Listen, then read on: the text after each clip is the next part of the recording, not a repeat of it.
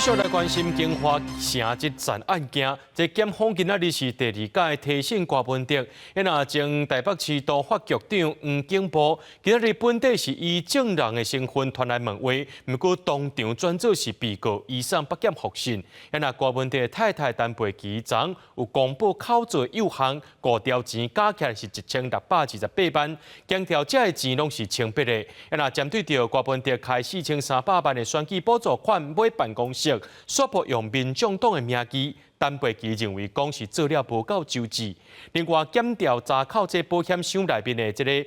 了后，有发现讲这内面有金啊、现金等等，外界的质疑讲这个财产拢无申报。调面大呼吁讲，赶紧把这金流讲清楚，这才是重点。双手红扣起来，但是表情看起来真轻松，各项介好的法警在讲话。民众党主席郭文特刚入金华城用这案，涉犯贪污道理宏基案禁见13号北检第2摆提审。柯主席他有这个金流上面被指没有办法评论。等到12点外，郭文特结束侦讯，登去看守所，所以来北检第2摆提审当地的国民党籍台北市议员应晓薇。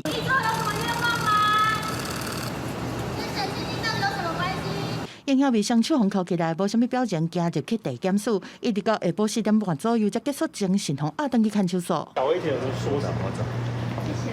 检验持续侦查金华城案的金流，前台北市督法局长黄景波13本底是以证人的身份红传过去，但是当庭准被告，尾暗嘛5点外红移送北检来复讯。郭文特因某陈培琪12才接受媒体专访，公布口座的细节，当中5大条金流1628万，强调因兜的钱拢正当清白。那这个就是对于我这几年2016年年底来到差不多6年。2016年差不多8年吧，以来我家里的那个现金的一个来源的一个证明。不过郭文特用4300万的选举补助款买上班，算不上民众党的名义，但不其承认这欠考虑。他那个就是中介出的一个，就是有经手人，然后就写了陈佩琪。可是这个土地的登记就是在柯文哲啊。另外，陈培琪讲，郭文特2018年选台北市长，摕到选举补助款1700多万，靠抵押厝贷款的钱，剩的还有230万，但这和经幕僚甲反驳，讲应该是颠倒了60万。我就是拿所谓他的房贷2000万去减他的